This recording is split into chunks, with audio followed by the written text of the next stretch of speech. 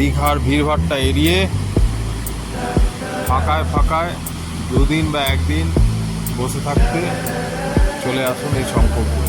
তাজপুর থেকে সমুদ্রের ধার দিয়ে চলে আসছেন, আর এখান থেকে এই যে হোটেল রায়, হোটেল সুইট হোম, হোটেল বেলা নিবাস, হোটেল অশোকা, হোটেল স্যান্ডবে, এই এত হোটেল একদম সমুদ্রের ধারে সি ফেসিং সব হোটেল আছে। ভারকম পার্ক করা আছে, যেখানে আপনারা সকাল সন্ধে বসুন, খান।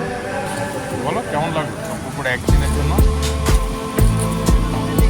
শঙ্করপুরের বিচের পার্ক একদম সি বিচের ওপরে আম্রপালি রেস্টুরেন্ট, হোটেল আম্রপালি। এখানে লাঞ্চ, ডিনার, সান্ধ্য খাবার একদম সমুদ্রের তীরে বসে খান।